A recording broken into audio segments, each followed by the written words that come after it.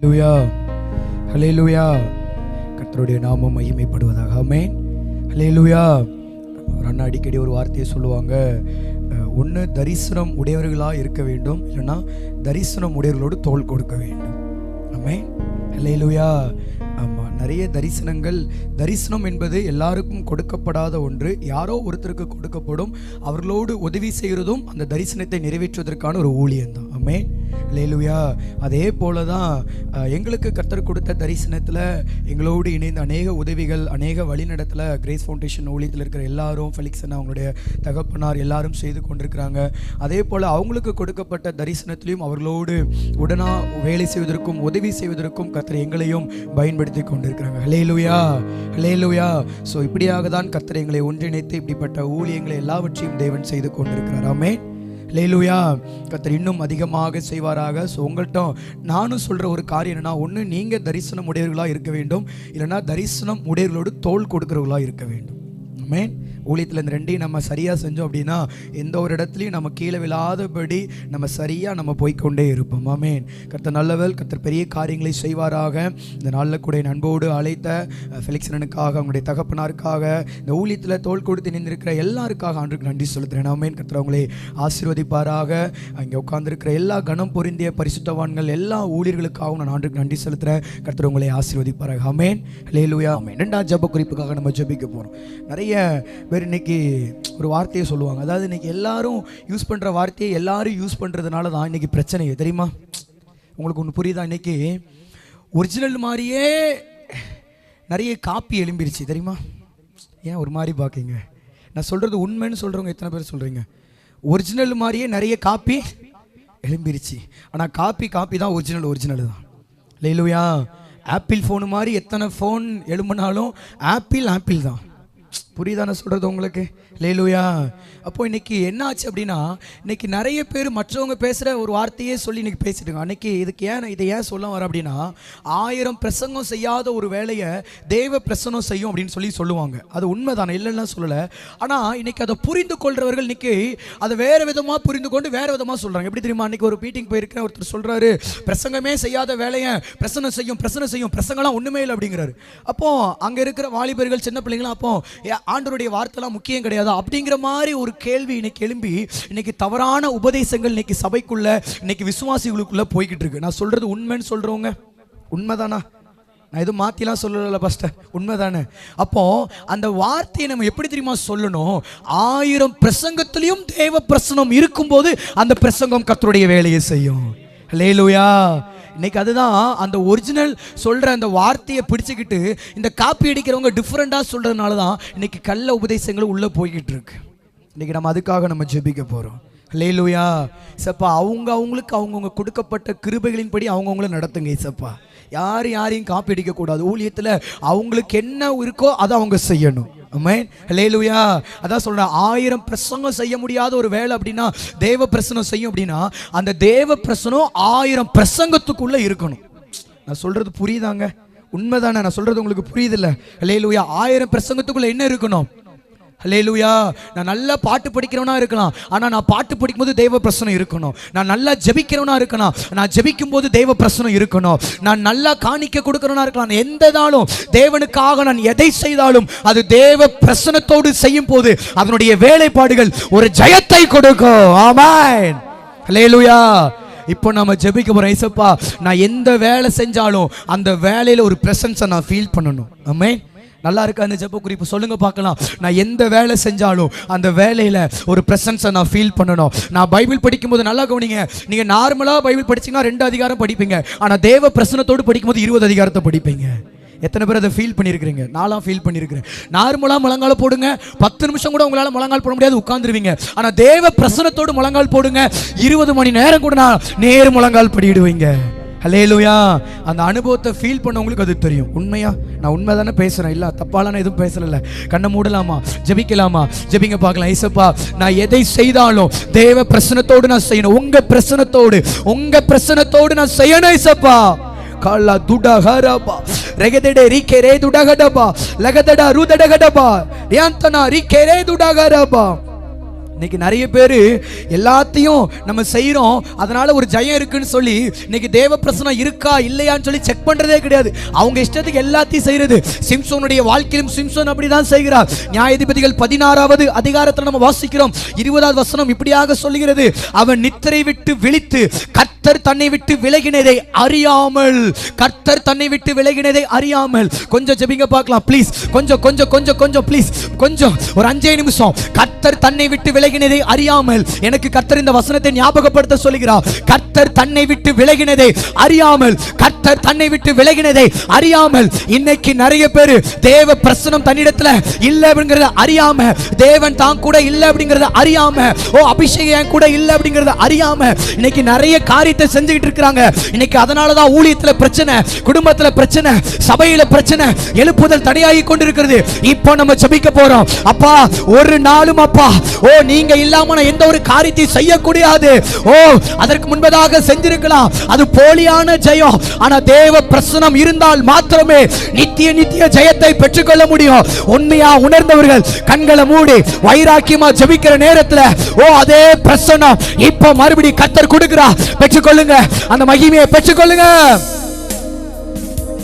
Please அமைதியா இருக்காதீங்க.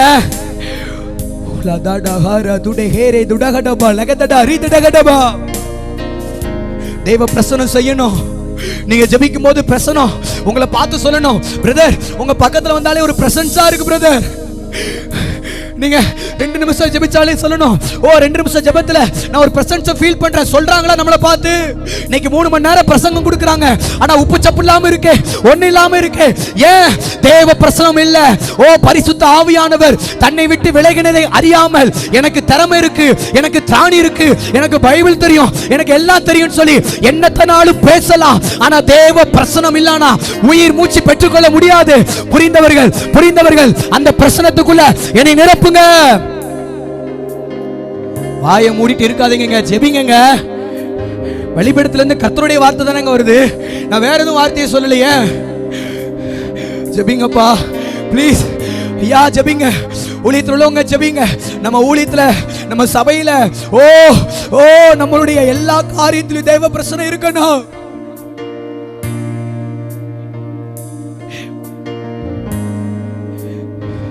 ஒரு நாள் ஒரு இடத்துக்கு ஜெபிக்க ஒரு செய்தி கொடுக்க கூப்பிட்டாங்க. 3 மணி நேரம் டைம் கொடுத்தாங்க. பயங்கரமா செய்தி கொடுத்த, எனக்கு தெரியும் நான் கொடுத்த செய்தி பயங்கரமா இருந்துச்சுன்னு சொல்லி குறிப்பெல்லாம் எடுத்துட்டு அப்பா கபகபான்னு கத்தி பயங்கரமா பிரசங்கம் பண்ண. நான் பிரசங்கத்தை முடிச்சுட்டு யாருமே ஒண்ணுமே சொல்லல. ஒரு அக்காட்ட போய் கேட்டேன், ஒரு அண்ணன்ட்ட போய் கேட்டேன், என்ன பிரசங்கம் புரிஞ்சு? எனக்கு ஒண்ணுமே புரியல பிரதர். ஆண்டவர் சமூகத்துல போய் கேட்டேன், ஏன் ஏசப்பா நான் நல்லா தானே பிரசங்கம் கொடுத்தேன், உங்க வார்த்தை தானே கொடுத்தேன், ஆனா யாருமே புரியலன்னு சொல்லிட்டு போயிட்டாங்களே. 3 மணி நேரம் கத்தியும் ஒரு மாற்றம் கூட இல்லையே. கர்த்தர் சொன்னா, நான் உன் கூட இல்லை அப்படிங்கிறத நீ அறியாம உன் இஷ்டத்துக்கு பேசிட்டு இருக்கிற தம்பி, அதனாலதான் அங்க ஒண்ணும் நடக்கல. நீ ஜெபிச்சியா என் சமூகத்துல உட்கார்ந்து வேதத்தை வாசித்தியா? என்னைக்கோ ஒரு நாள் படிச்ச வேதத்தை, என்னைக்கோ ஒரு நாள் படிச்ச வசனத்தை வச்சு பிரசங்கம் பண்ண போனல, அதான் உன் திறமை நீ பண்ணுன்னு சொல்லி நான் விட்டுட்டேன். நீ போயிட்ட, நான் இங்க தான் இருக்கிறேன், அதனாலதான் அந்த தோல்வி. சொன்னா என் பிரசனத்திலே பூஞ்சி நட, பிரசனத்துல நீ எப்பவுமே ஊழியம் பண்ணு, என் பிரசனத்துல எப்பவுமே நீ சிறுவர் ஊழியம் பண்ணு, வாலிபர் ஊழியம் பண்ணு, மிஷனரி ஊழியம் பண்ணு, சபையில ஊழியம் பண்ணு, நான் உன்னை நடத்துவேன். பிரசனத்தை எனக்கு தாங்க இசப்பான்னு சொல்லி அல்லேலூயா. எனக்கு தாங்க ஆண்டவரே இந்த பிரசனத்துல.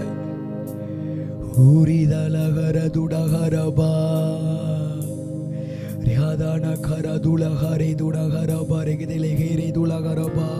கொஞ்சம் கேளுங்க. இந்த செய்திக்கு முன்பதாக கர்த்தருடைய பிரசன்னத்தை வாங்கிட்டு தான் இந்த இடத்தை விட்டு போகணும்.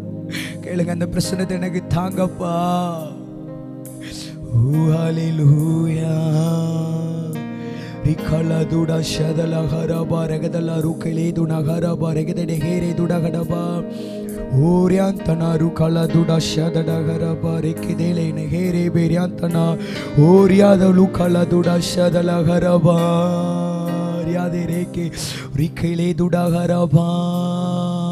அப்பா, அந்த ஆவி எங்களுக்கு ஊற்றுங்கப்பா. அந்த பிரசனத்தினால நிரப்புங்கப்பா, அந்த பிரசனத்தினால நிரப்புங்கப்பா. ஊரேதேடேக்கிரபா ஊராதாரஹலதுடா ஷதலஹரபா. எஸ் எஸ் அப்பா திக்கிலேதுடகரபா. எல்லாம் இருந்தும் நீரில்லை என்றால் பயணம் நிறைவாகுமோ? சொல்லுங்க பார்க்கலாம். எல்லாம் இருந்தும் நீரில்லை என்றால் பயணம் நிறைவாகுமோ? நீர் வாரும் என்னுடன் வாரும் என் விசுவாச ஓட்டத்தில் முன் செல்லும் என் முன் செல்லும் எங்கள் விசுவாச ஓட்டத்தில் உந்தனின் பிரசன்னமே போதுமே. உள்ளமெல்லாம் உம்மை வாஞ்சிக்குதே. உந்தனின் போதுமே. உள்ளமெல்லாம் உம்மை வாஞ்சிக்குதே. அப்பா, எங்க வாழ்க்கையில எல்லாம் இருந்தோம், நீங்க இல்லைனா எங்களால் ஒன்றும் செய்ய முடியாது. அதை நாங்கள் இன்னைக்கு உணர்ந்து கொள்கிறோம். அப்பா, ஒவ்வொரு நாளும் உடைய பிரசன்னத்தினால எங்களை நிரப்புங்க. வந்திருக்கிற ஒவ்வொரு பிள்ளைகளோட பிரத்யட்சமாய் நீங்க பேசுங்க. இந்த பரிசுத்த வேதாகம் உம்முடையதே சப்பா. இதில் இருக்கிற வார்த்தைகள் எல்லாம் உம்முடையதப்பா. இந்த வார்த்தையானது எங்களை உயிர்ப்பிக்கட்டும், எங்களை நடத்தட்டும், சந்தோஷத்தை கொடுக்கட்டும், சமாதானத்தை கொடுக்கட்டும், ஒரு தோல்வியிலிருந்து ஒரு ஜெயத்தை எங்களுக்கு கொடுக்கட்டும். ஏசப்பா, எங்களோடு பேசுங்க. வந்திருக்கிற ஒவ்வொருத்தருடைய கரத்தில் ஒப்பு கொடுத்து தாழ்த்தி ஜெபிக்கிறேன். இயேசு கிறிஸ்துவின் நாமத்தினாலே ஜெபிக்கிறேன், ஜீவன் உள்ள நல்ல பிதாவே. ஆமென், ஆமென், ஆமென். உட்காரலாம். கர்த்தர் நல்லவர். ஹல்லேலூயா, ஹல்லேலூயா, ஹல்லேலூயா. கர்த்தருடைய நாமம் மகிமைப்படுவதாக. ஆமென். சொல்லுங்க பார்க்கலாம். கர்த்தர் நாமம் மகிமைப்படுவதாக. ஹல்லேலூயா. எல்லா நேரமும் எதை செய்தாலும் அது கர்த்தருடைய நாமம் மகிமைக்கென்று நம்ம செய்யும். அதான் வேதத்தில் வாசிக்க, எதை செய்தாலும் கர்த்தருக்கென்றே நல்மனதோடு. ஹல்லேலூயா. எதை செய்தாலும் கர்த்தருக்கு நம்ம உண்மையாக செய்யும் போது கர்த்தருடைய நாமம் மகிமைப்படும். ஆமென். பேருக்காக, புகழுக்காக, பெருமைக்காக, மனுஷனுக்காக எதையும் செய்யாமல் தேவனுக்காக நம்ம செய்வோம் என்றால் நிச்சயமாக சொல்கிறேன், உலகத்திற்கு முன்பதாக மறைக்கப்படலாம், ஆனால் கர்த்தருக்கு முன்பதாக நீங்களும் நானும் வெளியேற பெற்ற பொக்கிஷம். ஹல்லேலூயா. உலகத்திற்காக செய்யும் போது தேவனுக்கு முன்பதாக நீங்களும் நானும் ஒண்ணுமே இல்லை, ஆனா தேவனுக்காக செய்யும் போது நீங்களும் நானும் தேவனுக்கு முன்பதாக வெளியேற பெற்ற பொக்கிஷம். எத்தனை பேர் அதை உண்மைன்னு சொல்றீங்க? ஹல்லேலூயா. என் ஊழியத்தில் இத்தனை வருஷம் என்னுடைய ஊழியத்தில் நான் பார்த்த ஒரு காரியம், கர்த்தருக்காக ஒரு காரியத்தை நான் செய்யும் போது தேவன் என்னை பார்க்கிற ஒரு விதம், அவருடைய பொக்கிஷமாக, அவருடைய பிள்ளையாக என்னை பார்க்கிறார். ஹல்லேலூயா, ஹல்லேலூயா. கர்த்தர் நிச்சயமாக உங்களோடு பேசி உங்களை அனுப்புவாராக. ஃபெலிக்ஸ் என்ன சொன்னது போல, என்னுடைய பேர் ஜோஷ்வா. நான் இங்கே இந்த திருநெல்வேலி மாவட்டத்தை மையமாக வைத்துக்கொண்டு ஹிமாச்சல், ராஜஸ்தான், பீகார், ஒரிசா இத்தனை மாநிலங்களும் முழு நேரமாக சிறு பிள்ளைகள், வாலிபர்கள் மத்தியில் மிஷன் ஊழியங்களை செய்து கொண்டிருக்கிறோம். என்னோடு இணைந்து அநேக வாலிபர்கள் முழு நேரமாக, பகுதி நேரமாக கர்த்தர் கொடுத்த இந்த தரிசனத்தை நிறைவேற்றி கொண்டிருக்கிறாங்க. ஹல்லேலூயா. ஆமாம், உங்களுக்கு ஞாபகம் வரும் போது எங்களுக்காக ஜெபித்துக் கொள்ளுங்கள். உங்களுடைய ஜெபங்கள் இந்திய தேசம் முழுவதும் ஓடுகிற எங்களுக்கு ஒரு உற்சாகத்தையும் ஒரு பலத்தையும் கொடுக்கும். ஆமென், ஹல்லேலூயா.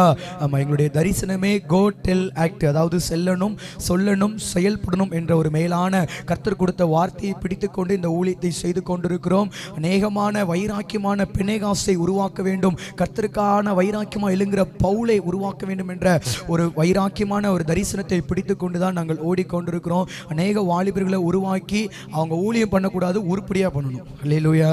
சொல்லுங்க பார்க்கலாம். ஊழியம் பண்ணக்கூடாது, உருப்படியாக ஊழியம் பண்ணணும். நம்ம இன்னைக்கு ஊழியம் பண்ணுறது எல்லாரும் பண்ணுறாங்க, ஆனால் ஊழியத்தில் உருப்படியாக ஊழியத்தை செய்யும்போது நிச்சயமாக சொல்கிற தேவராஜ்யத்தை கட்ட முடியும். ஆமென், ஹல்லேலூயா. கர்த்தர் அப்படியாக இந்த ஊழியத்தை நடத்தி கொண்டிருக்கிறார். எங்களுக்காக ஜெபிங்கள். கர்த்தர் பெரிய காரியங்களை செய்வாராக. இந்த நாளில் கூட கர்த்தர் நம்மளோடு பேசும்படியா என்னோடு பரிசுத்த வேதாகமத்தை திருப்பிக் கொள்ளுங்கள். யோவான் எழுதின சுவிசேஷ புத்தகம் 1வது அதிகாரம் 12வது வசனத்தை வாசிங்க பார்க்கலாம். யோவான் எழுதின சுவிசேஷ புத்தகம் 1வது அதிகாரம் 12வது வசனத்தை. அவருடைய நாமத்தின் மேல் விசுவாசம் உள்ளவர்களாய் அவரை ஏற்றுக்கொண்டவர்கள் எத்தனை பேர்களோ அத்தனை பேர்களுக்கும் அவருடைய பிள்ளைகள் ஆகும்படி என்ன கொடுத்திருக்கிறாராம்? சொல்லுங்க பார்க்கலாம். வாயை திறந்து சொல்லுங்க. அதிகாரத்தை கர்த்தர் கொடுத்திருக்கிறார். ஹல்லேலூயா, ஹல்லேலூயா. கவனிங்க, நீங்க நல்லா சீக்கிரமா என் கூட சேர்ந்தே டிராவல் பண்ணி பிரசங்கத்தை கவனிச்சீங்கன்னா உங்களுக்கு சூப்பரா புரியும். நம்ம நல்லா முடிச்சிட்டு சாப்பிட்டு சந்தோஷமா திரும்பி போகலாம். ஆமென், ஹல்லேலூயா. ஆமா, வேதத்தில் வாசிக்கிறது போல, அதாவது ரோமர் 2:13 இப்படியாக சொல்லுகிறது, நியாயப்பிரமாணங்களை கேட்கிறவர்கள் தேவனுக்கு முன்பாக நீதிமான்கள் அல்ல, நியாயப்பிரமாணத்தின்படி செய்கிறவர்களே நீதிமான்களாக்கப்படுவார்கள். ஆமென், ஹல்லேலூயா. அதனால யாக்கோபு 1:1 வாசிக்கிறோம், திருவசனத்தை கேட்கிறவர்கள் மாத்திரமல்ல அதன்படி செய்கிறவராயும் இருங்கள். ஆமென். அதனால வசனத்தை கேட்டு நிறைய பிரசங்கத்தை நம்ம கேட்டாச்சு, நிறைய பிரசங்கத்தை நம்ம கொடுத்துருக்கிறோம். பிரசங்கத்தை எந்த அளவுக்கு கேட்கிறோமோ அந்த அளவுக்கு அதன்படி வாழணும். உண்மைதானே? ஹல்லேலூயா. அப்ப கவனிங்க, இந்த இடத்துல இந்த நாள்ல கூட கர்த்தரோடு பேசும்படியாய் அவருடைய நாமத்தினாலே அவர் ஏற்றுக்கொண்டவர்கள் எத்தனை பேர்களோ அத்தனை பேருக்கும் அவருடைய பிள்ளைகளாகும்படி என்ன கொடுத்தாராம்? சொல்லுங்க பார்க்கலாம். அதிகாரத்தை கர்த்தர் கொடுத்திருக்கார். இந்த நாள்ல வந்திருக்கிற உங்க எல்லாருக்கும், உங்க ஊழியத்துல, உங்க குடும்பத்துல, உங்க தரிசனத்துல, உங்க வாழ்க்கையில, எல்லா காரியத்திலும் கர்த்தர் ஒரு அதிகாரத்தை கொடுத்திருக்கிறார். ஆமென், ஹல்லேலூயா. you are the authority person, you are the value person. உங்களுக்கு தேவனுடைய பிள்ளை அப்படிங்கிற ஒரு அதிகாரம் கொடுக்கப்பட்டிருக்கிறது. ஆமென், ஹல்லேலூயா.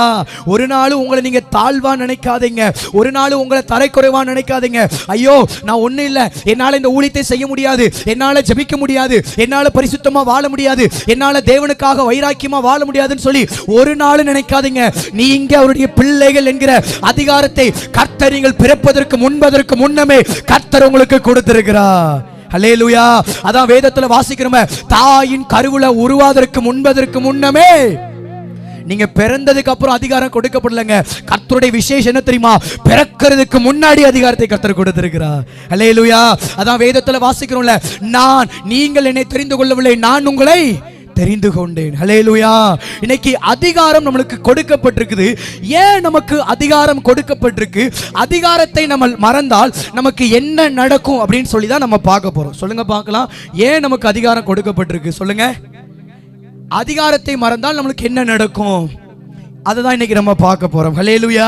அதிகாரம் ஒரு மனிதனுக்கு எதற்கு கொடுக்கப்பட்டது என்றால், அதிகாரம் யாருக்கு கொடுக்கப்படும் என்றால், தேவனால் பிறந்த எல்லா மனிதர்களுக்கும் அதிகாரம் கொடுக்கப்படும். ஆமென். அதுக்கு அடுத்த வசனத்தை வாசிங்க பார்க்கலாம், சீக்கிரமா வாசிங்க பார்க்கலாம். அவர்கள் இரத்தத்தினாலாவது மாம்ச சித்தத்தினாலாவது புருஷனுடைய சித்தத்தினாலாவது பிறவாமல் எதனால பிறந்திருக்கிறாங்களா? தேவனாலே பிறந்த ஒரு மனிதனுக்கு அதிகாரம் என்ன பண்ணிருக்குது? நீங்க நல்லா சொல்லணும். ஹல்லேலூயா. அதிகாரம் கொடுக்கப்பட்டிருக்கு. அப்போ அதிகாரம் ஒரு மனிதனுக்கு எதுக்கு கொடுக்கப்பட்டிருக்குது என்று சொல்லி வேதத்துல வாசிக்கிறோம். 1 யோவான் 5:4 வாசிங்க பார்க்கலாம், சீக்கிரமா. 1 யோவான் 5:4 சீக்கிரமா வாசிங்க, சீக்கிரமா. தேவனால் பிறப்பதெல்லாம் உலகத்தை ஜெயிக்கும், நம்முடைய விசுவாசமே உலகத்தை ஜெயிக்கிற ஜெயம். கவனிங்க. தேவனால் பிறந்த எல்லாருக்கும் கர்த்தர் அதிகாரத்தை கொடுத்திருக்கிறார். அதிகாரம் ஒரு மனிதனுக்கு, ஒரு ஊழியக்காரருக்கு, ஒரு சபைக்கு, ஒரு தரிசன தலைவனுக்கு எதற்காக கொடுக்கப்படுகிறது என்றால் அவன் ஜெயத்தை பெற்றுக் கொள்வதற்கு. ஹல்லேலூயா, ஹல்லேலூயா. உங்களுக்கு கர்த்தர் அதிகாரத்தை கொடுத்ததற்கு காரணம் என்ன தெரியுமா? இந்த உலகத்தில் இருக்கிற எல்லா காரியங்களிலும் நீங்கள் போராடி ஜெயத்தை பெற்றுக்கொண்டு கர்த்தருடைய சிங்காசனத்தில் உட்கார வேண்டும் என்பதால் கர்த்தர் இந்த அதிகாரத்தை உங்களுக்கு கொடுத்திருக்கிறார். நீங்க தோக்க பிறந்தவங்களோ தோல்வியில இருக்கிறவங்களோ கிடையாது, நீங்க ஜெயிக்க பிறந்தவங்க. சொல்லுங்க பார்க்கலாம். நான் ஜெயிக்க பிறந்தவன். ஏனா நான் இயேசுவின் பிள்ளை, இயேசுவால தெரிந்து கொள்ளப்பட்டவன். ஆமென், ஹல்லேலூயா. அதான் வெளிப்படுத்தின விசேஷம் 2வது அதிகாரம் 21வது வசனம் இப்படியாக சொல்கிறது. வாசிங்க பார்க்கலாம். வெளிப்படுத்தின விசேஷம் 2வது அதிகாரம் 21வது வசனம், சீக்கிரமாக. வெளிப்படுத்தின விசேஷம் 3வது அதிகாரம் 21, சீக்கிரமா. நான் ஜெயம் கொண்டு 3:21 வாசிங்க. நான் ஜெயம் கொண்டு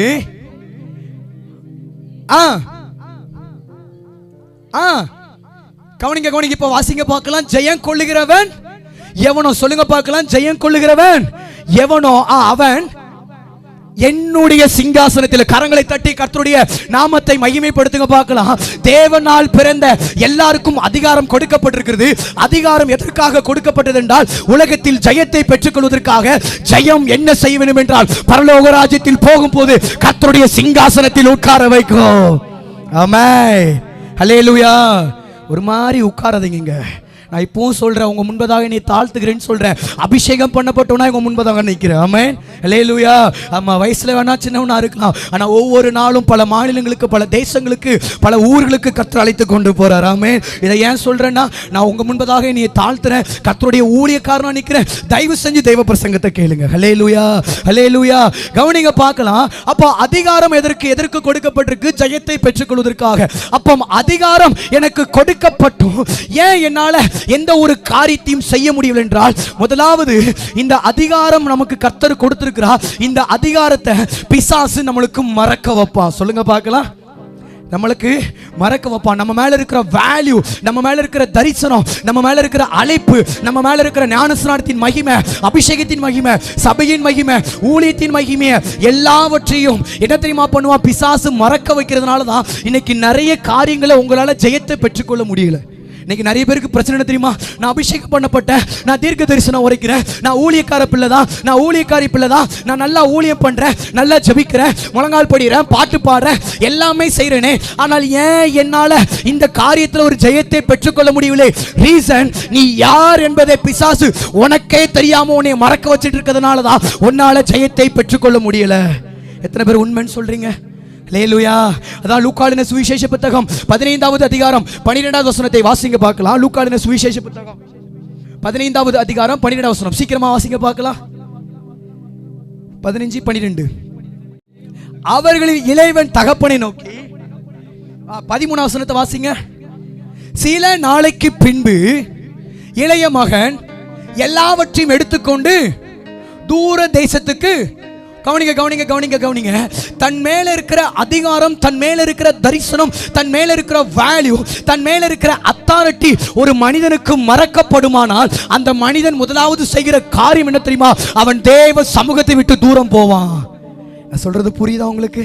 இன்னைக்கு நிறைய பேரால ஏன் தெரியுமா இன்னைக்கு மீட்டிங் ஓடுறாங்க? ஐயோ, எனக்கான தீர்க்க தரிசன வார்த்தைகள் எங்கேயாவது கிடைச்சிராதா? ஐயோ, எனக்கான இந்த வருஷத்துல யாராவது எதையாவது பேசிட மாட்டாங்களா? என் எதிர்காலத்தை குறித்து பேசிட மாட்டாங்களா? என் திருமணம் குறித்து பேசிட மாட்டாங்கன்னு சொல்லி எல்லாரும் தலையில நம்ம இன்னைக்கு ஏன் தெரியுமா கையை விடுறோம்? மற்றவங்ககிட்ட போய் ஜெபிக்கிறது நான் தப்புன்னு சொல்லல, ஆனா ஒரு மனிதனுக்கு அதிகாரம் மறக்கப்படும் போது அவன் கர்த்தருடைய வார்த்தையை கேட்காம தூர தேசத்துக்கு போறதுக்கு அவன் முயற்சி செய்வான்.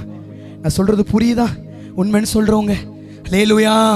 பாருங்க, தகப்பனுடைய பிள்ளை அப்படிங்கிற அதிகாரம் அவனுக்கு கொடுக்கப்பட்டிருக்குது.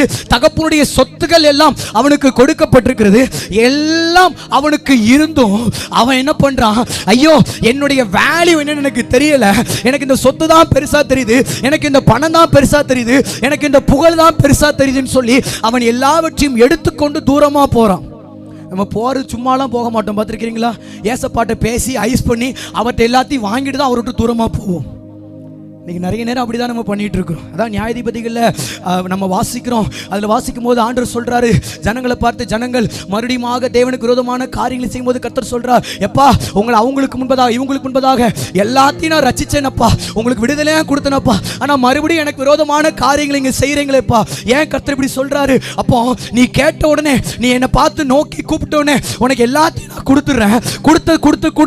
கொடுத்ததுனால உன் வேல்யூ, உன் மேல இருக்கிற அதிகாரம், உன் மேல இருக்கிற தரிசனத்தை எல்லாத்தையும் நீ மறந்து என்னை நீ ஏமாத்தி எடுத்துக்கொண்டு இன்னைக்கு தூரமா போய்கிட்டு இருக்கிறதுனால தான் இன்னைக்கு நிறைய காரியங்கள் நம்முடைய வாழ்க்கையில் ஒரு தோல்வி இருக்கு. எத்தனை பேருக்கு நான் சொல்லுகிறது புரிகிறது? ஹல்லேலூயா. அதிகாரம் ஒரு மனிதனுக்கு மறக்கப்படும் போது உங்களால் தெய்வ சமூகத்தில் வர முடியாதுங்க. உங்களால் ஊழியம் செய்ய முடியாது, உங்களால் உங்கள் தரிசனத்தை நிறைவேற்ற முடியாது, உங்களால் உங்களுடைய வாழ்க்கையை ஒழுங்காக நடத்த முடியாது, உங்களால் ஜபிக்க முடியாது, உங்களால் என்னதான் வேதத்தை வாசாலும் அதன்படி வாழ முடியாது. ஏன் தெரியுமா? உங்கள் மேலே இருக்கிற வேல்யூ நீங்கள் மறக்கிறதுனால தான். உங்கள் மேலே இருக்கிற வேல்யூ மறந்துடாதீங்க.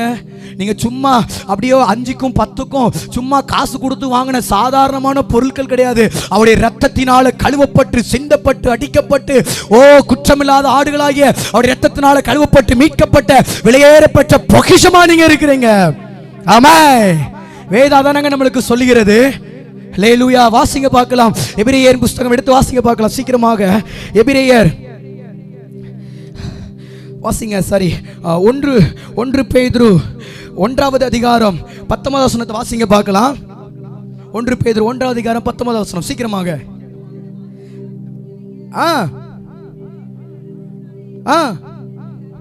ஹல்லேலூயா. குற்றமில்லாத மாசில்லாத இயேசு கிறிஸ்து வெளியேறப்பட்ட ரத்தத்தினால் என்ன பண்ணிருக்கிறோமா? மீட்கப்பட்டிருக்கோம். இன்னொரு வசனம் எனக்கு ரொம்ப பிடிச்ச வசனம், வாசிங்க பார்க்கலாம். 1 பேதுரு 2வது அதிகாரம் 9வது வசனத்தை வாசிங்க. 1 பேதுரு 2:9.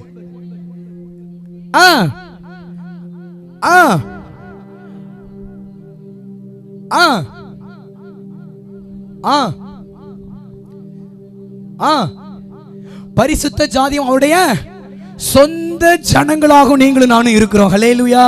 எந்த அளவுக்கு வேல்யூ கர்த்தர் நமக்கு கொடுத்திருக்காரு பாத்தீங்களா? நம்ம நம்ம நம்ம மேல அவ்வளோ பெற்ற ஒரு பொக்கிஷம் நம்ம மேல இருக்குங்க. அவ்வளோ கிருபையில கர்த்தர் கொடுத்திருக்கிறார், அவ்வளோ அபிஷேகத்தை கர்த்தர் கொடுத்திருக்கிறார். நீங்க ஜெபிச்சா தேசத்துல மாற்றம் உண்டாகும். நீங்க ஜெபிச்சா மானூர்ல ஒரு மிகப்பெரிய எழுப்புதல் உண்டாகும். நீங்க ஜெபிச்சா நடக்க முடியாதவங்க எழுந்து நடப்பாங்க. நீங்க ஜெபிச்சா அநேகர் ஊழியத்துக்கு வருவாங்க. உங்களாலையும் எல்லா காரியத்தையும் செய்ய முடியும். ஏன் தெரியுமா உங்களால செய்ய முடியல? உங்க மேல இருக்கிற வேல்யூ என்னன்னு நீங்க மறந்துட்டு இருக்கிறீங்க. ஆனா ஒரு நாள் மறக்காதீங்க. எழும்பி வாங்க. கர்த்தர் உங்களுடைய கரங்கள்ல கொண்டு எல்லா காரியத்தையும் செய்ய முடியும். எத்தனை பேர் இதை நம்புறீங்க? எத்தனை பேர் இதை விசுவாசிக்கிறீங்க? ஹல்லேலூயா. உங்களாலையும் செய்ய முடியுங்க. கடந்த மாதத்தில் நான் செங்கல்பட்டில் ஒரு 21 நாள் ஃபாஸ்டிங்காக ஜெபிக்க முடியாது நான் போயிருந்தேன். அப்போ எனக்கு அங்கே ஜெபிக்கிறதுக்கு என் ஃப்ரெண்டுடைய பைக் எனக்கு ரொம்ப உதவியாக இருந்துச்சு. அவன் தான் என் பைக், அவன் பைக்கை கொடுத்தான். அவன் பைக்கில் நான் என்ன பண்ணிட்டு இருப்பேன்னா, ஒவ்வொரு நாளும் ஜெபிக்க போவேன்.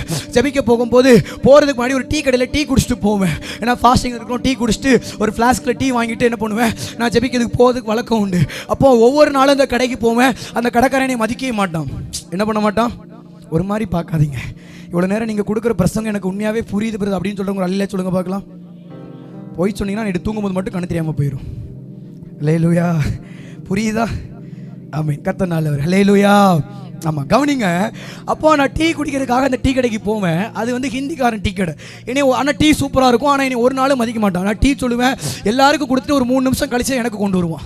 இவனடா இப்படியே பண்ணிட்டு இருக்கானா? ஆனால் ஒன்றுமே நினைக்கல. சரி, நம்மளை மாதிரி யாரோ ஒருத்தங்க அவனை கொடுமைப்படுத்திருப்பாங்க போல, அதனால் அதே மூஞ்சில் நம்மளும் இருக்கிறதுனால நம்மளை மதிக்க மாட்டேங்கான்னு சொல்லிட்டு நானும் விட்டுட்டேன். திருப்பி நாட்கள் அப்படியே போணுச்சு. திருப்பி என் ஃப்ரெண்டு, மச்சான் எனக்கு பைக் வேணும், என் பைக்கை நீ கொடு அப்படின்ட்டான். சரின்ட்டு அவன் பைக்கை வந்துட்டு கொடுத்துட்டு, அப்புறம் மறுநாள் என்னோட இன்னொரு ஃப்ரெண்டு செங்கல்பட்டில் இருக்கிறான். இல்லை, உன் பைக் எனக்கு வேணும், உன் பைக்கை கொஞ்ச நாள் எனக்கு தா அப்படின்னு. அப்படியா சரின்னு சொல்லிட்டு அவன் கார் வச்சிருக்கான், அவன் பைக்கை என்கிட்ட கொடுத்தான். ஆனால் அவன் வந்து ப்ரெஸ்ஸில் வேலை பார்க்குறான். அந்த தமிழன் நியூஸ் இருக்குல்ல, அந்த டிவியில் ப்ரெஸ்ஸில் வேலை பார்க்குறான். ப்ரெஸ்ஸுனா தெரியுமா? பத்திரிகையாளரில் வேலை பார்க்குறான். அதனால் அவன் பைக்கில் முன்னாடியும் பின்னாடியும் ப்ரெஸ்ஸுன்னு எழுதியிருக்கும். என்ன எழுதியிருக்கும்? பல்லு தேய்க்கிற ப்ரஷ் இல்லை, ப்ரெஸ். சொல்லுங்க பார்க்கலாம். ஆமாம், அந்த ப்ரெஸ்ஸுன்னு அதுவும் போல்டாக, அதுவும் எப்படி எழுதியிருப்பானா, ரெட் கலரில் அப்படியே பெருசாக எழுதி வச்சிருக்கான். நானும் மறுநாள் அவன் பைக்கை வாங்கிட்டு அதே டீ கடையில் மறுபடியும் எங்கே போகிறேன்? டீ வாங்குறதுக்கு போகிறேன். அவ்வளோ நாள் எனக்கு சலிட் பண்ணாத அந்த டீ கடைக்காரன் அன்னைக்கு நான் இறங்கினோடனே, சார் வணக்கம் அப்படிங்கிறான். என்ன பண்ணுறான்? சார் வணக்கம் அப்படிங்கிறான்.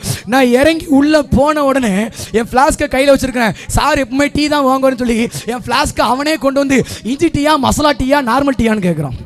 யூ அண்டர்ஸ்டாண்ட் வாட் ஐ சே? நான் என்ன சொல்லணும்னு புரியுதா உங்களுக்கு?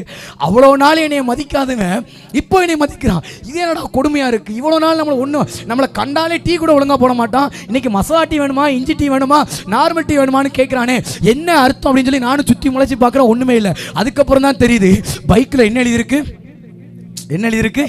ப்ரெஸ்ஸு. அதை பார்த்தோன்னே அவன் அதை ப்ரெஸ்ஸுன்னு படித்தானா அல்லது போலீஸ்னு படித்தானான்னு தெரியல. அவன் எனக்கு ஹிந்திக்கார வேறு பார்த்தீங்களா, அவன் எப்படி படித்தான்னு தெரியல. அவன் படித்து அவன் எனக்கு கொடுத்த அன்னைக்கு மரியாதை இருக்கேன். அதனால் என்ன தெரியுமா பண்ணேன்? 10 நாளும் அதே பைக்கில் தான் டீ கடைக்கு போனேன். ஹல்லேலூயா. 10 நாள் எனக்கு டீ சூப்பராக போட்டு கொடுத்தான். ஆமென். ஆனால் நல்லா கவனிங்க, பைக்கு ஏன் குள்ளது கிடையாது.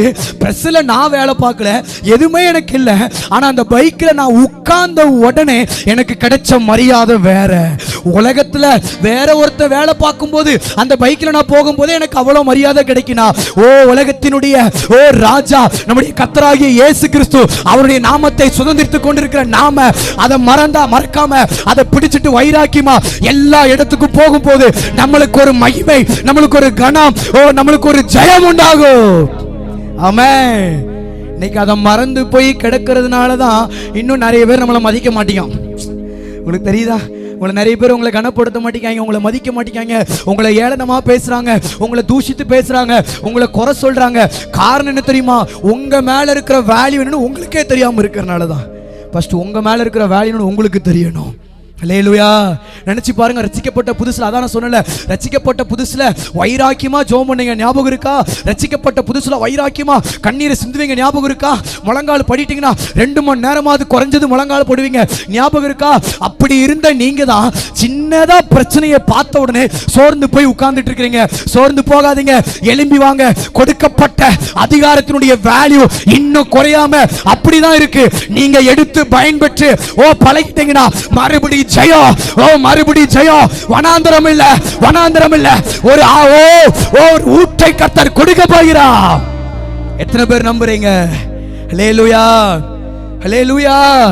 எல்லார்ட்டையும் கோல் இருக்கலாங்க, ஆனா உங்க கோலை நீங்க மறந்து இருக்கிறதுனால தான் செங்கடல் உங்களுக்கு முன்பதாக இருந்தோம் அதை 2ஆ பிளக்க முடியாம இருக்கு. ஆனா ஒரு கட்டத்துல ஜனங்கள் முறையிடும் போது மோசையை பார்த்து அப்படி இப்படி சொல்லும் போது மோசை பார்க்கிறாரு, ஐயோ கர்த்தர் கொடுத்த கோலிடம் இருக்கு, பார்வனுடைய சர்ப்பத்தை பார்வனுடைய கோலை முழுங்கின கோலிடம் இருக்கிறது. நான் ஒரு வேல்யூ பர்சன். வனாந்தரத்துல முட்செடி நடுவாக கர்த்தரினை அழைத்தார். உண்மையில இயேசுவின் நாமத்தினால ஆண்டவர் கொடுத்த அந்த வைராக்கியம் வேல்யூ எனக்கு இருக்கு சொல்லி செங்கடல்ல போடும் போது செங்கடல் 2ஆய் பிளந்தது. உண்மைனா மோசைக்கு கொடுத்த கோல் இங்க இருக்கிற அநேகருக்கு அதே கோலை கொடுத்திருக்கிறார். இன்னைக்கு வேணா அந்த கோல் உங்களுக்கு சாதாரணமா இருக்கலாம், ஆனா செங்கடலை 2ஆய் பிளக்கும் போதா சொல்லுவாங்க, உங்க கையில இருக்கிற தரிசனம், உங்க கையில இருக்கிற ஊழியம், உங்க கையில இருக்கிற குடும்பம் வேல்யூவானது. எத்தனை பேர் நம்புறீங்க? எஸ், ஹல்லேலூயா. என் ஊழியத்துல கர்த்தர் அப்படிதாங்க என்னையும் வச்சிருந்தாரு. சரி, நான் அப்படிதான் இருந்தேன். எப்படி தெரியுமா இருந்தேன்? என் வேல்யூ என்னன்னு தெரியாம என் குடும்பத்து முன்னாடி கோமாளியாவே இருந்தேன். ஜெபிப்பேன், பைபிள் வாசிப்பேன், ஊழியம் பண்ணுவேன். அதனால எங்க அப்பா கரைச்சி ஊத்துவார். நீ பார்த்து எங்க அப்பா நிறைய நேரம் கேட்டிருக்காரு, நீலாம் ஆம்பளையான்னு கேட்டிருக்காரு. அம்மா நிறைய நேரம் கேட்பாரு, சோறு திங்கமாலா ஊழியம் ஊழின்னு ஒரே தண்டத்துக்கு சுத்திரிய, உன்னை கொண்டு ஒரு பிரோஜனம் இல்லம்பாரு. என் தங்கச்சி முத கொண்டு ஏளனமா பேசியிருக்கிறா. எங்க அண்ணன் சொல்லியிருக்கிறான், இது நான் கட்டின வீடு, நீ வீட்டுக்கெல்லாம் வரக்கூடாது எங்க அண்ணன் சொல்லியிருக்கிறான். எத்தனையோ நேரங்கள் ஊழியத்தை முடிச்சுட்டு வீட்டுக்கு போகும்போது என்னை ஏளனமா பேசுவாங்க, ஏளனமா பார்ப்பாங்க. நான் சொல்றேங்க, உண்மையா சொல்றேங்க, இதே சங்கரங்கோயில் டு திருநெல்வேலி ரோட்ல எத்தனையோ நாட்கள் என் பைக்ல ஹெல்மெட்டை போட்டு இதே ரோட்ல நான் அழுதுட்டே போயிருக்கிறேங்க. ஏன்னா நின்று அழுதா யாருக்காவது தெரிஞ்சிருமோ, ஏன்னா நிறைய பேருக்கு நம்மள தெரியும் இது அவங்க பையனாச்சு, ஏன் இங்க அழுதுட்டு இருக்கான்னு சொல்லி யாராவது கண்டுபிடிச்சிருவாங்களோ, அல்லது சர்ச்சில் போய் அழுதா நம்ம அழுகினுடைய சத்தத்தை யாராவது கண்டுபிடிச்சு தம்பி என்னன்னு கேட்பாங்களோன்னு சொல்லி வெக்கப்பட்டு எத்தனையோ நாட்கள் பைக்லேயே தான் ஜோம் கொண்டு போவேன், அழுதுகிட்டே போவேன். இங்க இருந்து சங்கரங்கோயில் வரைக்கும் போவேன், திருப்பி சங்கரங்கோயில இருந்து திருநெல்வேலி வரைக்கும் அழுதுட்டே போவேன். கர்த்தர் சொல்லுவேன், எசப்பா நான் உங்களை நம்பி தானே ஊழியத்துக்கு வந்தேன், ஆனா யாரும் என்னை மதிக்க மாட்டேங்காங்களே, கனப்படுத்த மாட்டேங்காங்களே, ஒரே தோல்வியா இருக்கே, ஒரே பிரச்சனையா இருக்கே. என்னை பார்த்து சொல்றாங்க, உனக்கு பிரசங்கம் பண்ண தெரியாது, ஊழியம் பண்ண தெரியாது, சிறுவர் ஊழியம் பண்ண தெரியாது, அதை தெரியாது, இதை தெரியாதுன்னு சொல்லி என்னென்னமோ சொல்லி என்ன ஏளனமா பேசுறாங்களேன்னு சொல்லி நான் தேவ சமூகத்தில் அழும்போது கர்த்தர் சொன்னா, தம்பி ஜாஷ்வா, நான் உன்னை என்னைக்காவது ஏளனமா பேசுறேனா, நான் உன்னை என்னைக்காவது எங்கேயா விட்டு கொடுத்தனா, உன் மேல இருக்கிற அனாயிட்டிங் வேல்யூவானது, உன் மேல இருக்கிற உனக்கு நான் கொடுத்திருக்கிற அதிகாரம், உன் மேல வச்சிருக்கிற கோல் வேல்யூவானது. நீ அந்த வேல்யூவை புரிஞ்சிக்காம பக்கத்துல இருக்கிறவங்க வேல்யூ என்னன்னு பார்த்துட்டு இருக்கிற, உன் மேல இருக்கிற வேல்யூ என்ன நீ பாரு, உன்னை நீ நிதானித்தாரின்னு சொல்லி கர்த்தனோடு பேசினா என்ன நிதானித்து அறிய ஆரம்பிச்சேன். என் வேல்யூ என்னன்னு புரிய ஆரம்பிச்சேன், ஜெபிக்க ஆரம்பிச்சேன், வேதத்தை வாசிக்க ஆரம்பிச்சேன், ஊழியம் பண்ண ஆரம்பிச்சேன். நாட்கள் போக போக போக எந்த தகப்பன் என்னைய பார்த்து ஆம்பளையான்னு கேட்டாரோ அதே தகப்பனுக்கு ஊரு புலா சொல்றாரு, என் சின்ன பையன் ஊழியத்து மூலமா தான் என் குடும்பம் ஆசீர்வாதமா இருக்கு. ஹல்லேலூயா, ஹல்லேலூயா. எந்த நண்பர்கள் என்னை ஒதுக்குனாங்களோ, எந்த போதனை ஒதுக்குனாங்களோ, நான் சொல்லுவாங்க, எந்த பைபிள் காலேஜ் போகல, யார் என்ன எதுவுமே சொல்லல, தம்பி நீங்க அப்படி போங்க, இப்ப எதுவுமே சொல்ல, கர்த்தருடைய நாமத்தை பிடித்த, கர்த்தருடைய பிரசன்னத்தை, ஊழியத்தை, வாக்குத்தத்தத்தை பிடித்துக் கொண்டு என் வேல்யூ என்னன்னு தெரிஞ்சதுனால நான் முயற்சி செய்ய செய்ய செய்ய திருநெல்வேலி மாவட்டம் இந்த பட்டிக்காட்டை தாண்டி போகாத என்னைய கர்த்தர் இந்திய தேசம் முழுவதும் அழைத்து கொண்டு போறா. ஆமென். என்றைக்கு ஒரு மனிதனுடைய வேல்யூ உங்களுக்கு தெரிய ஆரம்பிக்கிறதோ அன்றைக்கு நீங்க தோக்க மாட்டீங்க, ஜெயத்தை பெற்றுக் கொள்வீங்க. ஆமென். இன்னைக்கு வேணா உங்க குடும்பம் உங்களை மறக்கலாம், உங்களை ஏளனமா பேசலாம், உங்க ஊழியத்தை கனப்படுத்தாம இருக்கலாம். வெயிட் பண்ணுங்க, நாளானது அதை விளங்க பண்ணும். இன்னைக்கு வேணா நீங்க காத்திருக்கலாம். ஐயோ வேதத்துல வாசிக்கிறோம்ல, கர்த்தருக்காக காத்திருக்கிறோளோ புது பலன் அடைந்து கழுகுகளை போல எழும்புவாருங்க. அல்லேலூயா, அல்லேலூயா. ஒரு எக்ஸாம்பிள் சொல்லுவான், வேல்யூ தெரியாம இருக்கும்போது மூச்சை கொடுத்து பிரசங்கம் பண்ணாலும் தண்ணி கொடுக்கறதுக்கு ஒரு பயம் வரமாட்டாங்க. ஆனால் வேல்யூ தெரிஞ்சதுனால நான் இருமுனாலே போதும் என் பிள்ளைங்க தண்ணி கொண்டு வருவாங்க. அல்லேலூயா. ப்ராக்டிக்கலாக நடந்துச்சா இல்லையா? கர்த்தர் செய்வாருங்க. கர்த்தர் செய்வா. ஆரம்பத்தில் பப்பட்டையும் பேக்கையும் தூக்கிட்டு தனியாக ஓடுவேன். ஒரு கட்டத்தில் வேல்யூ தெரிய ஆரம்பிச்சிருச்சு. கர்த்தரை நம்பி சொன்னார், உன்னை நம்பி அநேக வாலிபர் நான் கொடுப்பேன்னு சொன்னார். கர்த்தனைக்கு கொடுத்து கொண்டிருக்கிறார். ஒவ்வொரு நாளும் ஒவ்வொரு மாதமும் நான் யாரையும் தேடி போல, ஆனால் கர்த்தரை அநேக வாலிபர்கள் இந்த ஊழியத்தோடு இணைத்து வைத்திருக்கிறார். ஒரு மனிதனுடைய வேல்யூ அவனுக்கு முதல்ல அவனுக்கு தெரியணுங்க. ஆமென். கர்த்தர் தன் மேல இருக்கிற அபிஷேகத்தின் வல்லமை அவனுக்கு தெரியணும். கர்த்தர் தன் மேல வைத்திருக்கிற ஊழிய அழைப்பு அவர்களுக்கு தெரியணும். ஆமென். இன்னைக்கு நிறைய பேருக்கு மேல இருக்கிற ஊழிய அழைப்பே தெரிய மாட்டேங்குங்க. சும்மாலாம் கர்த்தர் உங்களை அழைக்கல. யோசித்து பாருங்க, உங்க அழைப்பு எப்படிப்பட்ட அழைப்பு. இன்னைக்கோ ஒரு நாள் வனாந்தரத்தில் படுத்து கிடக்கும் போது நிற்கும் போது முச்சடியின் மூலமாக கர்த்தர் மோசை மோசை என்று சொல்லி அழைத்து தரிசனத்தையும் திட்டங்களையும் சொப்பனைகளையும் கர்த்தர் கொடுத்தாரே, ஒரு நாளும் மறந்துடாதீங்க, அது விலையேற பெற்றது. ஆமென். ஹல்லேலூயா. முதல் காரியம் சொன்ன அதிகாரம் நம்மளை பிசாசு மறக்க வைக்கிறதுனால தான் நம்மளால ஜெயத்தை பெற்றுக்கொள்ள முடியல. அதிகாரத்தை மறந்துடாதீங்கன்னு சொன்னேன். ரெண்டாவது ஒரு காரியம், இந்த அதிகாரம் ஒருவேளை நம்ம மறந்துட்டோம்னு நினைச்சுக்கோங்களேன், நமக்கு முன்பதாக நிற்கிறவர் யார் என்பது நம்மளுக்கு தெரியாது. சொல்லுங்க பார்க்கலாம். அதிகாரம் மறக்கப்படும் போது நமக்கு முன்பதாக நிற்கிறவர் அவருடைய வேல்யூ நம்மளுக்கு தெரியாது. நமக்கு முன்பதாக யார் நிற்கிறான்? அதான் வேதத்தில் வாசிக்கிறோம்ல, தடைகளை நீக்கி போடுகிறவர் நமக்கு. யாருக்கு முன்பதாக? பக்கத்து வீட்டுக்காரன் முன்பதாக, எனக்கு முன்பதாக. ஹல்லேலூயா. அதான் வசனம் சொல்லுது, நான் உனக்கு முன்னே போய் கோணலானவைகளை செம்மையாக்குவேன்னு கர்த்தர் வாக்கு கொடுத்துட்டாரு.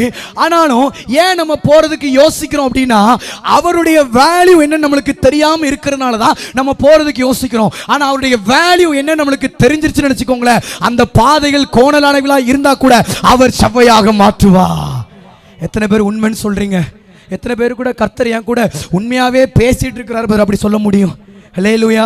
யோவானின் சுவிசேஷ புத்தகம் 4வது அதிகாரம் 28வது வசனத்தை வாசிங்க பார்க்கலாம். யோவானின் சுவிசேஷ புத்தகம் 4வது அதிகாரம்.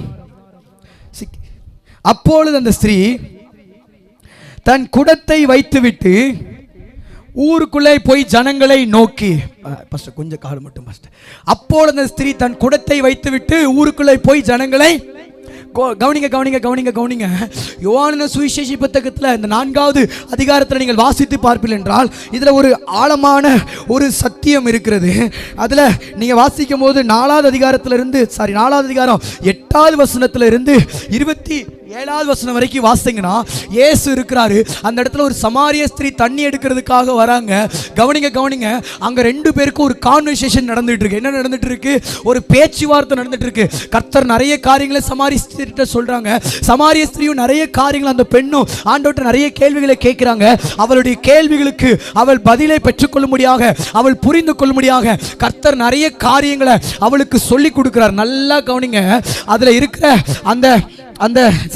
எந்த வசனம்? 8வது வசனத்திலிருந்து 27வது வசனம் வரைக்கும் நீங்கள் வாசித்து பார்ப்பீர்கள் என்றால், அந்த சமாரிய ஸ்திரீ தன் குடத்தை வைத்து கையில வச்சுக்கிட்டே தான் கர்த்தர்ட்ட பேசிட்டு இருக்கிறார். நீங்க நல்லா 28வது வசனத்துல தான் குடத்தை வைத்து விட்டுன்னு போட்டிருக்கும். அப்போ 27வது வசனம் வரைக்கும் அவ குடத்தை என்னதான் பண்ணிட்டு இருக்கிறான்?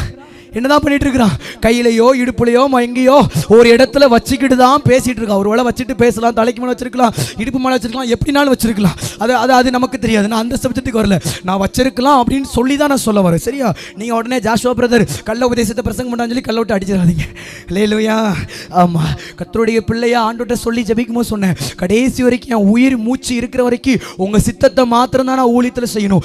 ஒருவேளை உங்க சித்தத்தை நான் செய்யாம இருந்தேன்னா இந்த மூச்சு இருக்கவே கூடாது, எடுத்துருங்க ஆண்டவரே. ஹல்லேலூயா.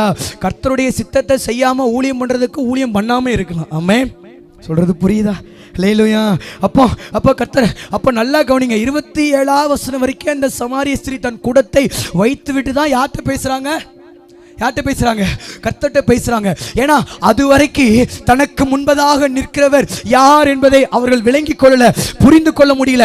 இன்னைக்கு அதே போலதான் நிறைய நேரங்களில் கர்த்தர் நமக்கு முன்பதாக நின்றும், அவருடைய வாக்கு தத்தங்கள் நமக்கு முன்பதாக இருந்தோம், அவருடைய தரிசனம் நமக்கு முன்பதாக இருந்தோம், அவருடைய மகத்துவமான செயல்கள் வேதத்தில் வாசிக்கிறது போல, ஆகையால் மேகம் போன்ற இத்தனை திரளான சாட்சிகள் நம்மை சூழ்ந்து கொண்டிருந்தோம். நிறைய காரியங்கள் நம்மளால ஜெயத்தை பெற்றுக்கொள்ளாம முடியாம இருக்கிறதுக்கு காரணம் என்ன தெரியுமா?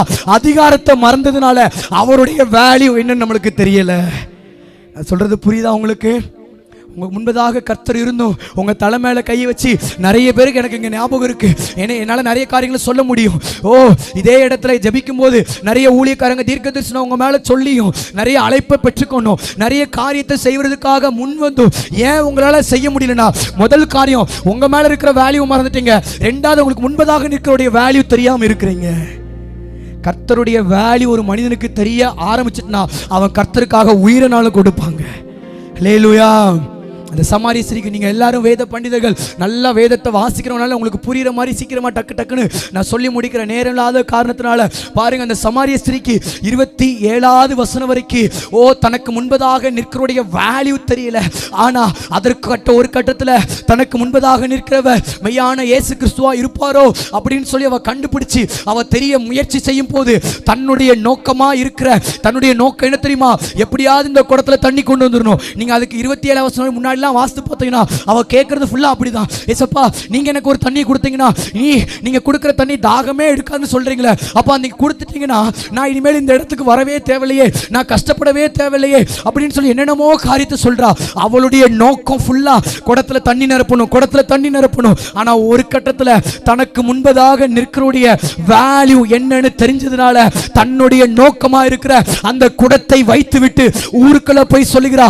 ஜனங்கள் அதை கேட்டு ஒரு ஸ்திரீயின் மூலமா ஒரு கூட்ட ஜனமே ரட்சிக்கப்படுவது உண்மைனா உங்களுக்கு முன்பதாக நிற்கக்கூடிய வேல்யூ என்னன்னு தெரிஞ்சு நீங்க செயல்பட ஆரம்பிச்சிட்டீங்கன்னா உங்க மூலமா இந்த மானூர் தாலுகா முழுவதுமே எழுப்புதலை பார்க்கும்.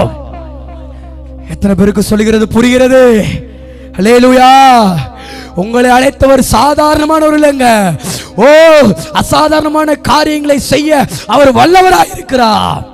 அதனாலதான் பவுல் சொல்றாருல 4:13 என்னை பலப்படுத்துகிற கிறிஸ்துவினாலே.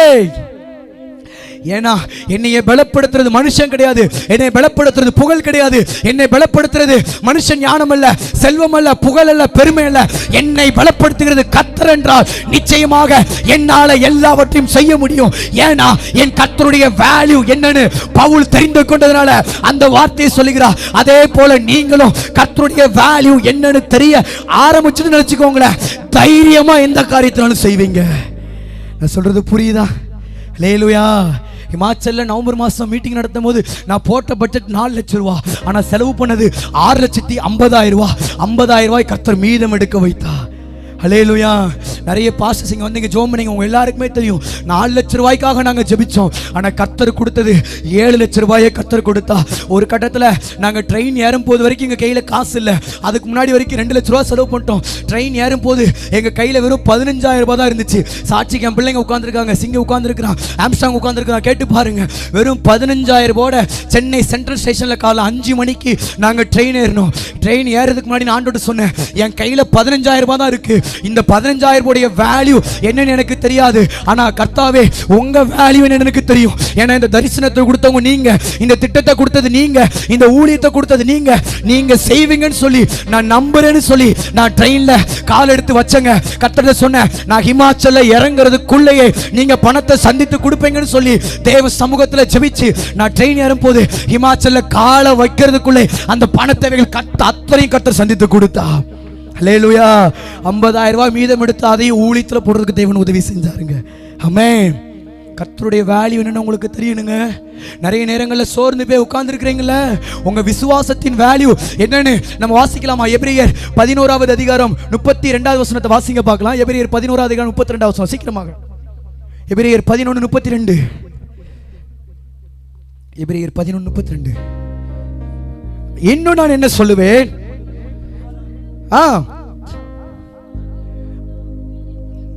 தீர்க்க தரிசனங்களை குறித்து நான் விவரம் சொல்ல வேண்டுமான காலம் போதாது. வாசிங்க அடுத்து. விசுவாசத்தினாலே, அதுல விசுவாசம் தான் நம்மளுக்கு அதிகாரம். சொல்லுங்க, அதிகாரத்தினாலே. பாருங்க, உங்களுக்கு அதிகாரம் எதற்கு தெரியுமா கொடுக்கப்பட்டிருக்கு? ராஜ்யங்களை ஜெயிக்க. அடுத்து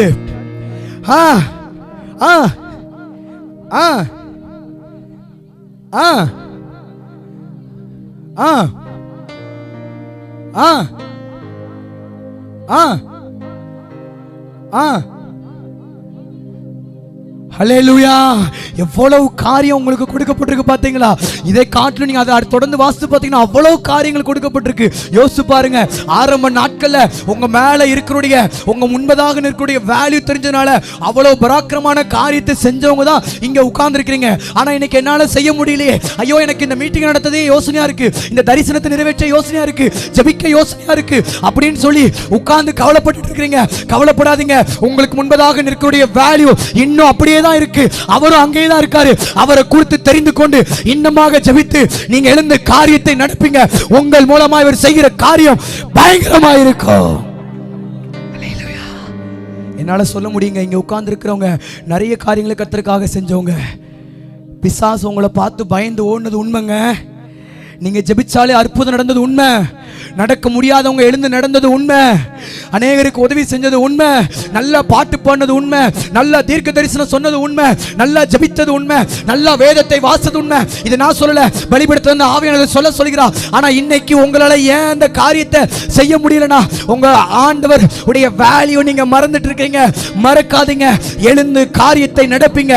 கர்த்தர் உங்களை கொண்டு செய்கிற காரியம் பயங்கரமா இருக்கும். ஹல்லேலூயா.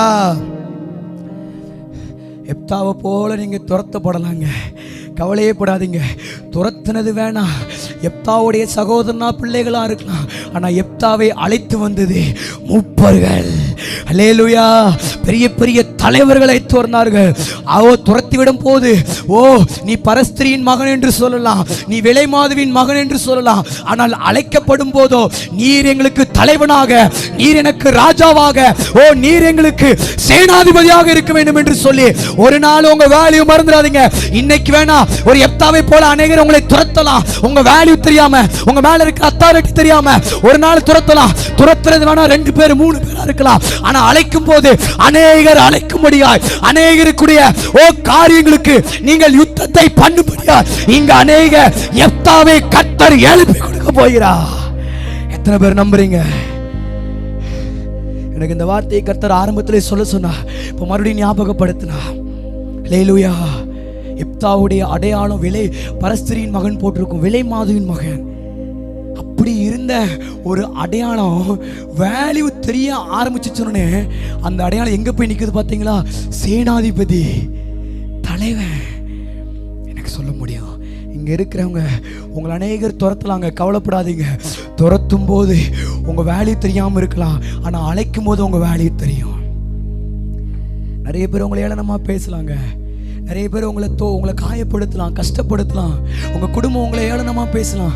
நீங்க செஞ்ச பழைய பாவங்களை வச்சு கூட உங்களை அடையாளப்படுத்தி உங்களை சுட்டி காட்டலாம். கவலைப்படாதீங்க.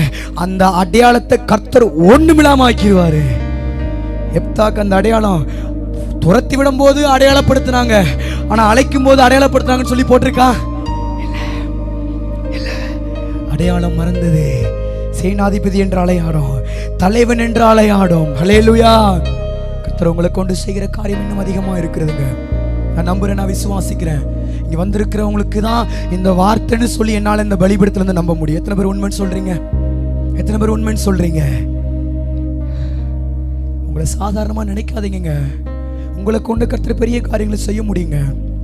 நீங்க முழங்கால போடும்போது உங்க சபையில விசுவாசிகள் கூடி வரது உங்களால பார்க்க முடியும். நீங்க முழங்கால போடும்போது ஆத்துமாக்கள் கூட்டம் கூட்டமா ரட்சிக்கப்பட உங்களால பார்க்க முடியும். பேதுரு பிரசங்கிக்கும் போது 3000 5000 பேர் ரட்சிக்கப்பட்டது உண்மைனா? அப்போஸ்தலர் 8 பிலிப்பு பட்டணத்துல போகும்போது அங்க இருக்கிற பிசாசுகள் துரத்தப்பட்டு அந்த பட்டணத்துல மிகுந்த சந்தோஷம் உண்டானது உண்மைனா? அவங்க மேல இருக்கிற அதே வேல்யூ, அதிகாரத்தை கர்த்தர் உங்களுக்கு கொடுத்திருக்கிறார். உங்களை கொண்டும் இங்க இருக்கிற மானூர் தாலுகா முழுவதும் சந்தோஷப்படும். இங்க இருக்கிற ஆவிகள், கிரியைகள் எல்லாம் இயேசுவின் நாமத்தினாலே அழிக்கப்படும். ஏன் தெரியுமா? உங்க மேல இருக்கிற வேல்யூ விலையேறப்பட்டது. உங்களுக்கு முன்பதாக நிற்கிற கர்த்தருடைய வேல்யூ விலையேறப்பட்டது. எத்தனை பேர் நம்புறீங்க? என்னோடு கர்த்தர் பேசிட்டார் பிரதர். நான் ஒரு பலத்தை பெற்றுக்கொண்டேன், என் வேல்யூ என்னன்னா தெரிஞ்சுக்கிட்டேன்னு சொல்லி எத்தனை பேரால சொல்ல முடியும்? எனக்கு இங்க இருந்து நிறைய பேரை முகத்தை காண்பிச்சு சொல்ல முடியுங்க. எனக்கு கர்த்தர் சொல்றாரு.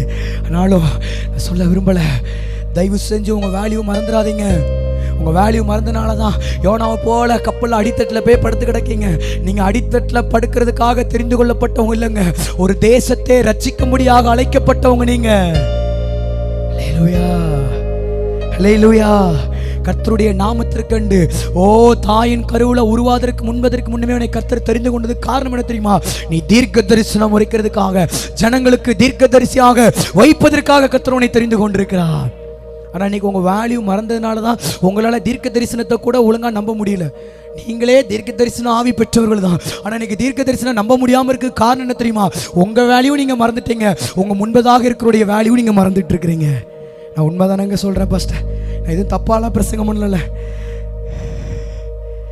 உண்மையாகவே நீங்கள் கரெக்டாக தான் ஆண்டவங்க கூட பேசலாம் பதன் அப்படின்னு சொல்கிறவங்க ஒரு ஆள் இல்லையா? மறந்துடாதீங்க. நம்ம ஜெபிக்க போகிறோம். ஹல்லேலூயா.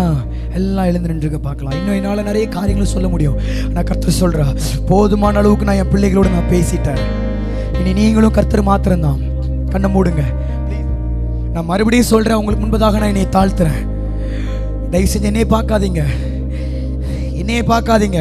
இது கர்த்தருடைய வார்த்தை. நம்புறவங்க ஜெபிங்க. கண்ணை மூடுங்க. நீங்கள் ஜெபிங்க.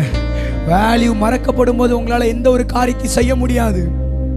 அநேகர் உங்க மேல தீர்க்க தரிசனம் உரைத்தாலும், தீர்க்க தரிசனமான செய்தி நீங்க கேட்டாலும் நீங்க நம்பாம இருக்கிறதுக்கு காரணம் உங்க வேல்யூ மறக்கிறதுனாலதான். ப்ளீஸ் உங்க வேல்யூ மறக்காதீங்க.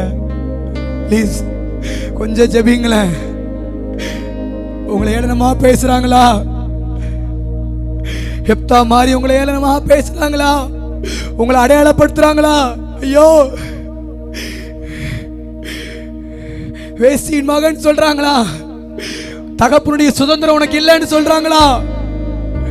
கவலைப்படாதீங்க பிரதர்.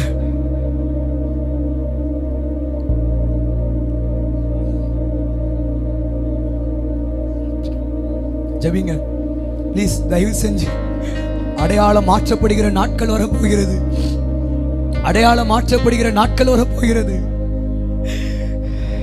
துரத்தும் போது வேணா 2 பேர் 3 பேர் துரத்தலாம்.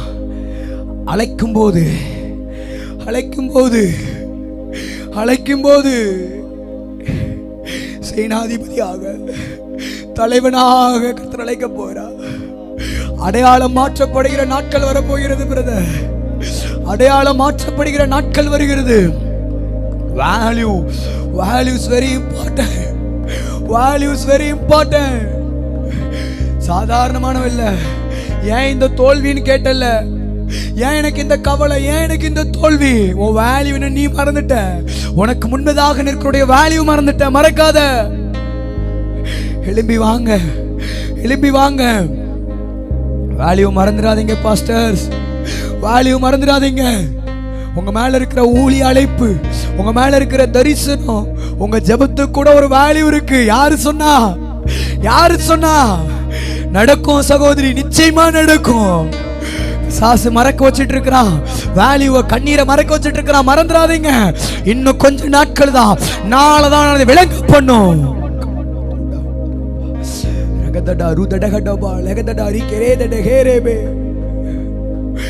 வேல்யூ மறந்துடாதீங்க. வேல்யூ மறந்து தூரமா போயிடாதீங்க. இளையகுமாரன் வேல்யூ மறந்து தூரமா போயிட்டாப்ல. ஆனா ஒரு கட்டத்துல இளையகுமாரன் சொல்றாரு, என்ன தெரியுமா சொல்றாரு? நானோ பசியினால் சாகிறேனே, நான் சொல்லல, ஏன் தெரியுமா சொல்றாரு? என்னுடைய வேல்யூ என்னன்னு எனக்கு தெரிஞ்சிருச்சு. என்னுடைய வேல்யூ என்னன்னா, என் தகப்பனுடைய வீட்டில் எத்தனையோ பேருக்கு பூர்த்தியான சாப்பாடு இருக்கிறது. வேல்யூ நீ தெரிஞ்சதுனாலதான் ஆத்துமால ஒரு பசி, பரிசுத்தத்துல ஒரு பசி, அபிஷேகத்துல ஒரு பசி, ஊழியத்துல ஒரு பசி, தரிசனத்துல ஒரு பசி. ஏன் பசி உண்டாகுது? வேல்யூ மறந்துடாதீங்க. எனக்கு தெரியும் கர்த்தர் நிறைய பேசியிருக்கிறாருங்க. ஜெபிங்களேங்க ப்ளீஸ்ங்க. ஒரு 5 நிமிஷம் ஜெபிங்களேன். உட்கார்ந்து இருக்கீங்களே, உண்மையாவே கர்த்தர் பேசுறாருங்க. உங்க வேல்யூ மறக்காதீங்க. உங்க மேல இருக்கிற தரிசனத்தை மறக்காதீங்க. உங்க மேல இருக்கிற அபிஷேகத்தை மறக்காதீங்க. ஏங்க மறந்து போறீங்க? கர்த்தர் தான் உங்களுக்கு வாக்கு கொடுத்திருக்கிறாரு, நான் ஒருபோதும் மறப்பதில்லைன்னு. இதோ போரடிக்கிறதுக்கான புதிது கூர்மையான பற்களும் உள்ள எந்திரமாக்கிறேன் வாக்கு கொடுத்தாருங்க. நான் அவனை தாயின் கருவுல உருவாவதற்கு முன்னமே தெரிந்து கொண்டு வாக்கு கொடுத்தார்லாங்க. ஏன் மறந்த? என்ன விட்டுறாதீங்க ஏசப்பான்னு சொல்லுங்க. வேல்யூ எனக்கு தெரிஞ்சிருச்சு ஏசப்பா. சொல்லுங்க பார்க்கலாம்.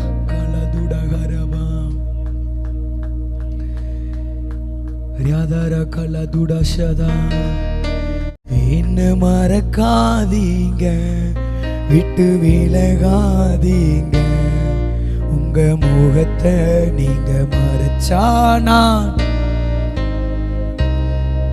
என்ன மறக்காதீங்க, விட்டு விலகாதீங்க, உங்க முகத்தை நீங்க மறைச்சானா எங்கே ஓடுவே, எங்கே ஓடுவே, சமூகத்தை விட்டு, உம்மை விட்டு விட்டு எங்கு ஓடி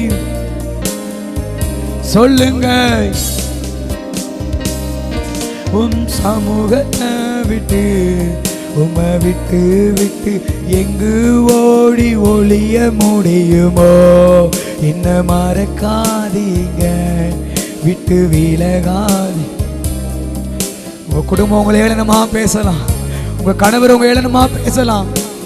உங்க கணவருக்கு உங்க வேல்யூ தெரியாதுங்க. உங்க கணவருக்கு உங்க வேல்யூ தெரியாது.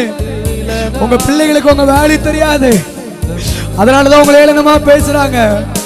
அதனாலதான் உங்களை துரத்துறாங்க. அதனாலதான் இவ்வளவு சண்டைகள். கவலைப்படாதீங்க, ஒரு நாள் உங்க வேல்யூ தெரியும். உங்க தாய் தகப்பனுக்கு உங்க வேல்யூ தெரியாம இருக்கலாம். உங்க உடன் பிறந்தவங்களுக்கு உங்க வேல்யூ தெரியாம இருக்கலாம். அம்மா கவலைப்படாதீங்க. ஒரு நாள் உங்க வேல்யூ தெரியும் போது, ஒரு நாள் உங்க வேல்யூ தெரியும் போது உங்ககிட்ட வந்து தானியங்களை கேட்கும்படியா யோசேப்பே, இன்னைக்கு வேணா உன்னை குழியில தூக்கி போடலாம். உன் சகோதரர்கள் போடலாம், உன் உறவினர்கள் போடலாம், உன் சொந்த பந்தங்கள் போடலாம். கவலைப்படாதீங்க, ஒரு நாள் அவர்கள் உங்கள் கண்களுக்கு முன்பதாக வந்து நிற்கும்படியா உங்களுடைய தானியங்களை பெற்றுக் கொள்ளும்படியாய் உங்க தரிசனத்துல, உங்க ஊழியத்துல, உங்க குடும்பத்துல கர்த்தர் கோதுமை வெளியில வைத்திருக்கிறா. சோர்ந்து போகாம எழுப்பி வாங்க. உங்க வேல்யூ மறந்துடாதீங்க. கர்த்தர் மேல இருக்கிற கர்த்தருடைய வேல்யூ மறந்துடாதீங்க. என்ன மறக்காதீங்க, விட்டு விலகாதீங்க, உங்க முகத்தை நீங்க மறைச்சானா எங்கே ஓடுவே. பாவி என் மீது இனிந்த அன்போ, சித்தம் என் மீது வைத்திட்ட பின்போ வாழ தெரியலையே. ஏன் தெரியுமா தெரியல? வேல்யூ மறந்துட்டனால. வேல்யூ மறந்துடாதீங்க. உங்க மேல ஒரு சித்தம் இருக்கு. நான் நிறைய பாவம் பண்ணிட்டேன், அதனால கர்த்தர் ஏன் என்ன தேடி தேடி வராரு. ஏன்னா நீங்க அவருடைய ரத்தத்தினால கழுவப்பட்டவங்க, மீட்கப்பட்டவங்க. நீங்க சாதாரணமானவல்ல. நீங்க சாதாரணமான காரியத்தை செய்யறதுக்காக அழைக்கப்படல.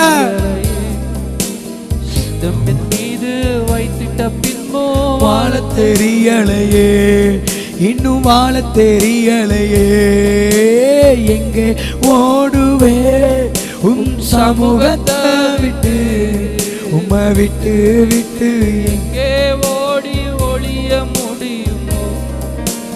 எங்கே ஓடுவேன் சமூகத்தை விட்டு, விட்டு விட்டு எங்கே ஓடி ஒளிய முடியுமோ. உம்மை விட்டு விட்டு எங்கு ஓடி ஒளிய முடியுமோ. உம்மை விட்டு விட்டு எங்கு ஓடி. கர்த்தர் உண்மையாவே என் கூட பேசினார் பிரதர். வேல்யூ என்னன்னு எனக்கு தெரிஞ்சிருச்சு. கர்த்தருடைய வேல்யூ என்னன்னு எனக்கு தெரிஞ்சிருச்சு பிரதர் அப்படின்னு சொல்றவங்க உங்க வலதுகையை நீட்டி கர்த்தருக்கு நேராக காண்பீங்க. கர்த்தர் அதை பார்க்கிறா, கர்த்தர் அதை பார்க்கிறா. உங்க வேல்யூ என்னன்னு உங்களுக்கு தெரிஞ்சிருச்சுல. கர்த்தர் அதை பார்க்கிறா, கர்த்தர் அதை பார்க்கிறா.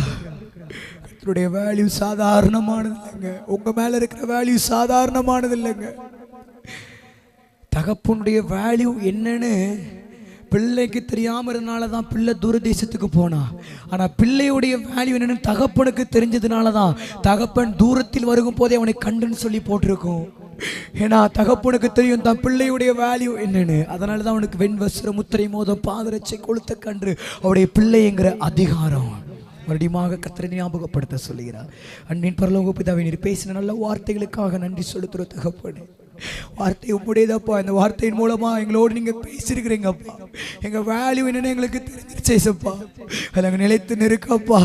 நாங்கள் தொடர்ந்து உமக்காக வைராக்கியமா வாழ எங்களுக்கு உதவி செய்யுங்க தகப்பனேன்னு சொல்லி எல்லாம் ஜெபிங்க பார்க்கலாம். எல்லாம் ஜெபிங்க. தயவு செஞ்சு மௌனமா இருக்காதீங்க, அமைதியா இருக்காதீங்க.